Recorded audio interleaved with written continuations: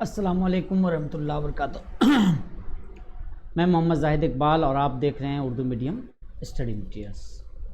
आज हम लोग तीसरी जमात की मेरी किताब से एक नए चैप्टर का मुताला करेंगे, माहौल और सेहत। तो चलिए सबक की जानिब, सफ़ा नंबर 93।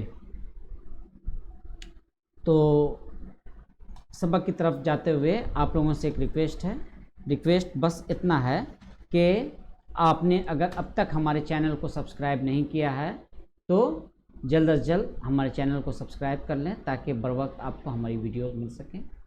वीडियो पसंद आए तो लाइक कीजिए, अगर कुछ खामी नज़र आए तो तब से ज़रूर कीजिए, कमेंट्स कीजिए, ठीक है। और वीडियो आखिर तक देखिए, इसलिए कि बहुत सी अहम बातें दरमियान में और आखिर में रहती हैं जो लोग देखते नहीं, बस शुरू का देख करके बंद कर देते हैं। तो सबक की जानिब चलते हैं। माहौल और सेहत। माहौल और सेहत दोनों एक दूसरे के लिए लाजिम मलजूम है। जैसा माहौल होगी वैसी ही सेहत होगी, जैसा माहौल होगा वैसी ही सेहत होगी। अगर माहौल आलूदगी से पाक है तो आपकी सेहत अच्छी होगी, माहौल आलूदा है तो सेहत मुतासिर होगा। चलिए अब आगे इसमें क्या है, इसके मशमूलात की तरफ चलते हैं। हम जहाँ रहते हैं, घर के लोग, आस पास के लोग, महल्ले, रास्ते, तालाब, नाले, दरख्त, दरिया, खेत, हवा, पानी और ज़मीन वग़ैरह हैं। इन सब से मिलकर हमारा माहौल बनता है। तो हम जहाँ रहते हैं वहाँ आस-पास के तमाम जानदार और गैर जानदार चीज़ें मिलकर हमारे माहौल की तश्कील करती हैं, ठीक है। इस माहौल में स्कूल, मस्जिद, मंदिर, खेत, दुकानें और कारखाने भी हैं। इस माहौल में स्कूल, मस्जिद, मंदिर, खेत, दुकानें और कारखाने भी हैं। सेहत का दारोमदार बहुत हद तक माहौल पर है। साफ़ सुथरा माहौल बीमारियों को रोकता है और दूसरी तरफ गंदा और आलूदा माहौल तरह तरह की बीमारियों का बास बनता है। माहौल के मुख्तलिफ़ अज्जा यानी हवा, पानी और मिट्टी वग़ैरह से ही हम लोगों को ग़िज़ाएँ हासिल होती हैं। इसलिए हमारी ज़िम्मेदारी है कि आलूदगी से पाक माहौल बनाएं। तो अच्छी सेहत के लिए क्या चाहिए? आलूदगी से पाक माहौल। और ये किसकी ज़िम्मेदारी? हम इंसानों की ही ज़िम्मेदारी है कि हम अपने माहौल को बेहतर बनाएं। कैसे बनाएंगे इसके बारे में आगे है। रोज़ाना सुबह उठकर मुँह हाथ धोएं, दांतों को रात के सोते वक्त और सुबह को साफ़ करें, रोज़ाना गुस्ल करें, साफ़ और धुले हुए कपड़े पहनें, जगह जगह थूकने से परहेज़ करें, साफ़ पानी पिएं, घर की सफाई भी ज़रूरी है। स्कूल में पेशाब खाना और पायखाने में पानी का इस्तेमाल करें। क्लासरूम को साफ़ रखने में मदद करें। अपने नाखूनों को बढ़ने के बाद काट डालें। हर इंसान को चाहिए कि अपनी तंदुरुस्ती का ख्याल रखे और उसकी हिफाजत करे। ये खुदा की दी हुई बहुत बड़ी दौलत और नेमत है। इसकी कद्र वही लोग जानते हैं जो इस नेमत से महरूम हैं। गालिब जो उर्दू के एक बड़े शायर हैं, उन्होंने कहा है कि तंगदस्ती अगरचे हो गालिब, तंदुरुस्ती हज़ार नेमत है। तो ये एक मालूमाती मज़मून था जो हमदम निमानी साहब ने लिखा है। बहुत छोटा सा मज़मून है, लेकिन बातें बहुत कीमती हैं। तो ये हम लोगों ने पढ़ लिया। अब हम लोग सवाल जवाब की जानिब जाएंगे। चलिए आगे चलते हैं। अल्फाज और मानी। अल्फाज माहौल, आस पास की चीज़ें, आबो हवा। सेहत तंदुरुस्ती, आलूदा गंदा, इज्जा जुज, जुज की जमा हिस्से, बास वजह सबब, महरूम नाकाम नाउमीद, दारोमदार भरोसा, परहेज़ बचना एहतियात करना। तो ये अल्फाज मानी। आगे मश्की सवालात ज़बानी। अच्छी सेहत के लिए किन किन चीज़ों की ज़रूरत है? तो अच्छी सेहत के लिए किन किन चीज़ों की ज़रूरत है, चलिए इसको सॉल्व करते हैं अब।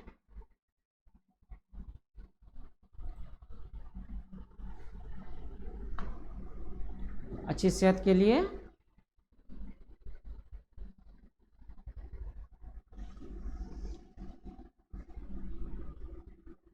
साफ सुथरे माहौल,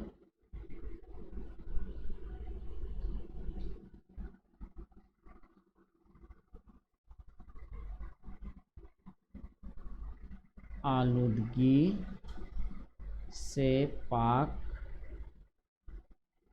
हवा और पानी,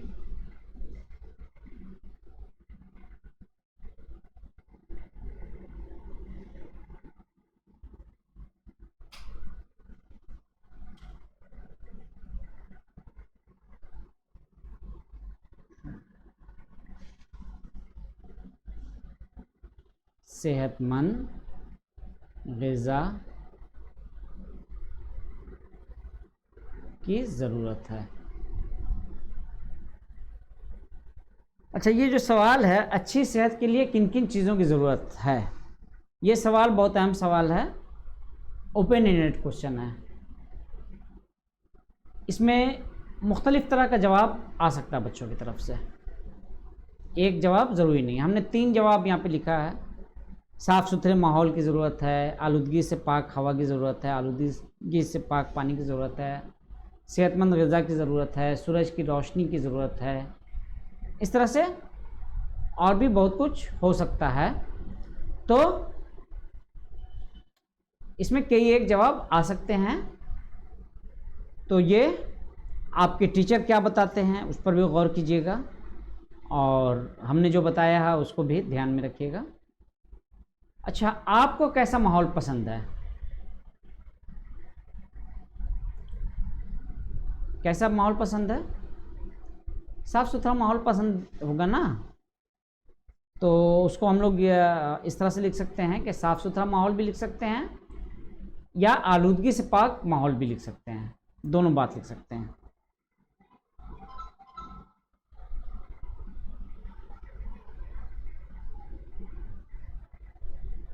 साफ सुथरा माहौल या फिर आलूदगी से पाक माहौल, ये दोनों ही जवाब सेम है, कोई एक होगा। ठीक है। रोज़ाना सुबह उठकर क्या करना चाहिए? तो सुबह उठ कर के ब्रश करना चाहिए। ठीक है। और क्या करना चाहिए?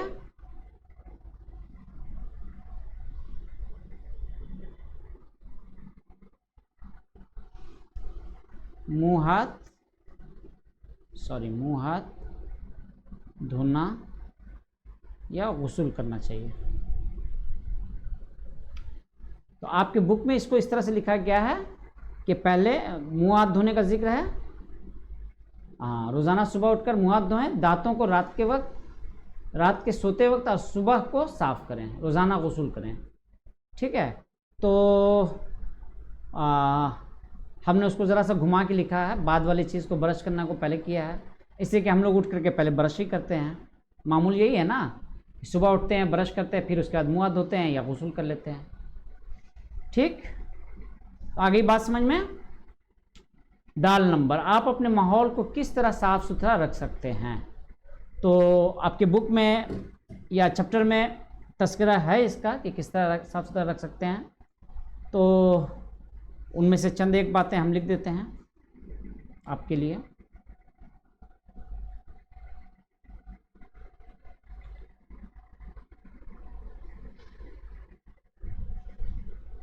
आसपास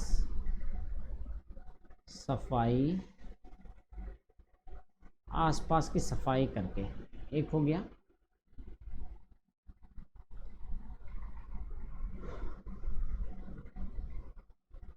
जगह जगह थूकने से परहेज करके,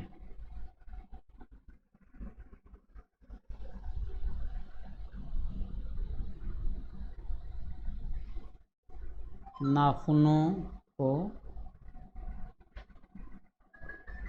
काट कर के।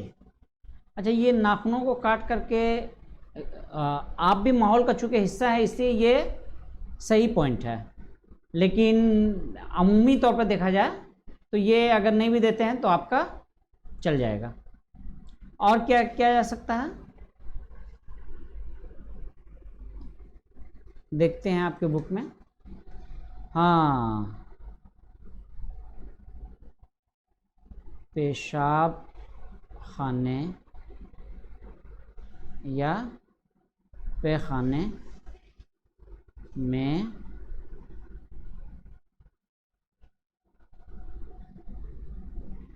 पानी बहाकर। हम लोगों के यहाँ कलकत्ते में ज़रा सा इस मामले में हम लोग कंजूस साबित हुए हैं, ख़ास करके बस्ती इलाकों में, कि लैट्रिन में पानी का इस्तेमाल कम किया जाता है, वरना गांव देहात में तो काफ़ी पानी मारा जाता है। फ्लैट में भी जो लोग रहते हैं वो लोग पानी का अच्छा खासा इस्तेमाल करते हैं। तो जो लोग बस्ती इलाके में रहते हैं उनको भी चाहिए कि पानी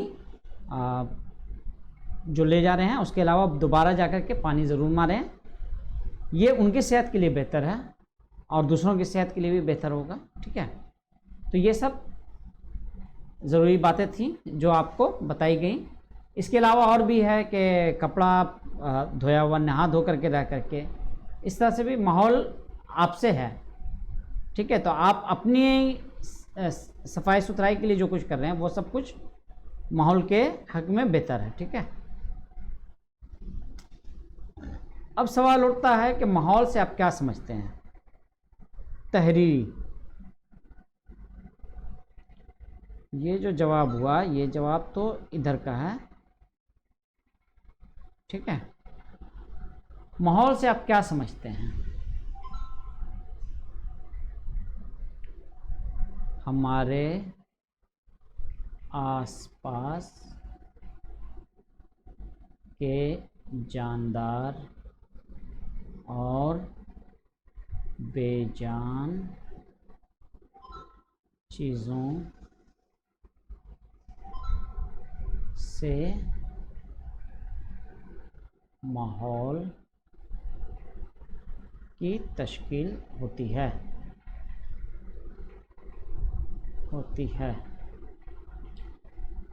किन किन चीज़ों से मिलकर हमारा माहौल बनता है।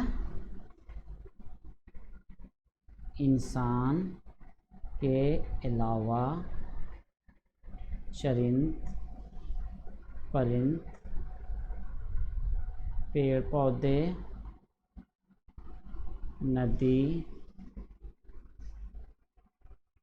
और क्या क्या आपके बुक में है, रास्ते,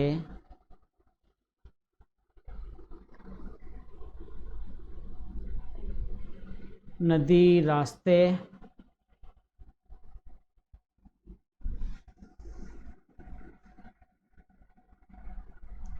स्कूल, अस्पताल, दुकान वगैरह से मिलकर हमारा माहौल बनता है। ठीक है, सेहत का दारोमदार किस पर है। सेहत का दारोमदार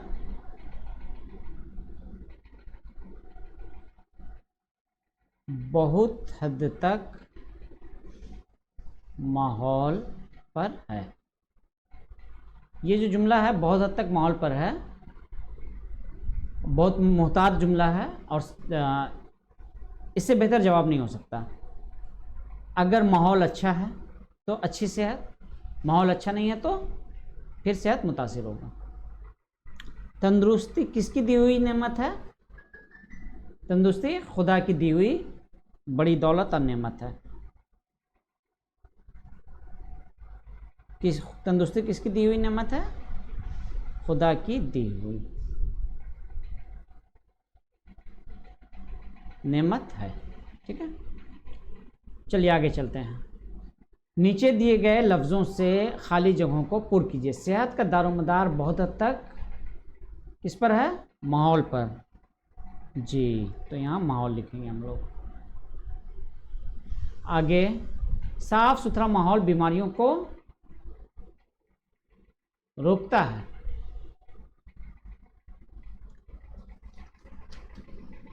जी, रोकता है। ठीक है। गंदा और आलूदा माहौल तरह तरह की बीमारियों का बाअस बनता है। हाँ, साफ और धुले हुए कपड़े पहने। याद रखने की बातें ये आप लोग याद रखिएगा, ज़हननशीं कर लीजिएगा। रोज़ाना सुबह उठकर मुंह हाथ धोइए। साफ पानी पीजिए। क्लासरूम साफ कर रखने में मदद कीजिए। नाखूनों को बढ़ने के बाद काट डालिए। जगह जगह थूकने से परहेज़ कीजिए। क़वायद, नीचे दिए गए अल्फाज की जिन्स यानी मुज़क्कर मुअन्नस बताइए। तालाब, तालाब क्या है?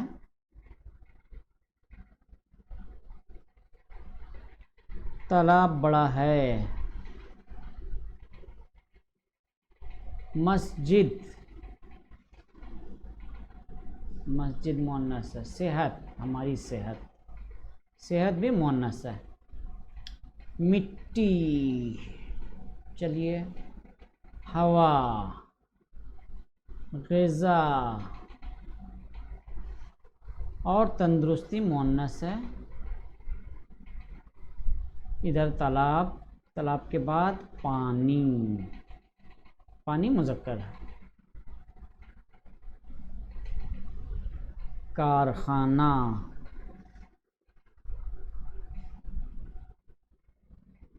और खेत। तो ये हमने मुज़क्कर मुअन्नस यहाँ कर लिया है। आगे, नीचे दिए गए अल्फाज की जमा बनाइए। यहाँ गौर कीजिएगा तो ये सवाल गलत लिखा हुआ है। होना ये चाहिए कि नीचे दिए गए अल्फाज की, नीचे दिए गए वाहिद की जमा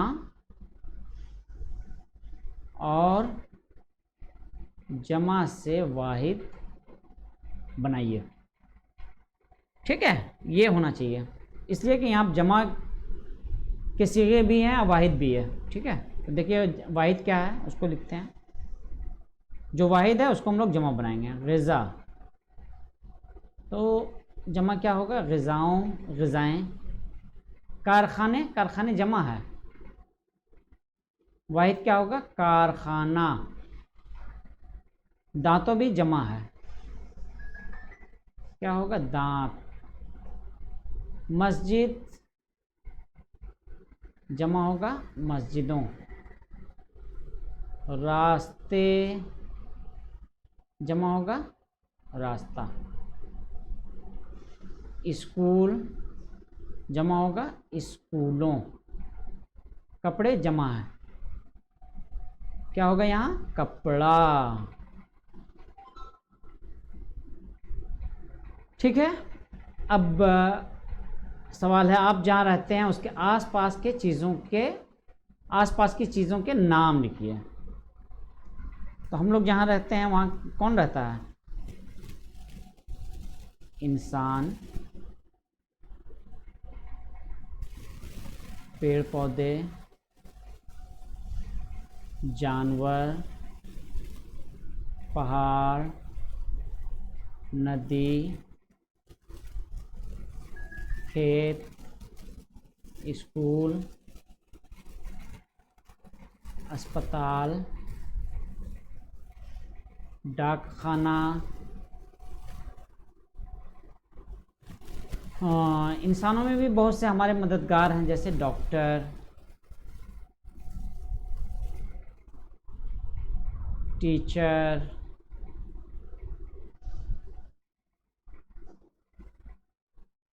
तालिब इल्म, दादा दादी। जानवरों में भी जानवर के नाम लिख सकते हैं जो हमारे आसपास नज़र आते हैं, जैसे कुत्ता, गाय, घोड़ा, मुर्गी, बत्तख,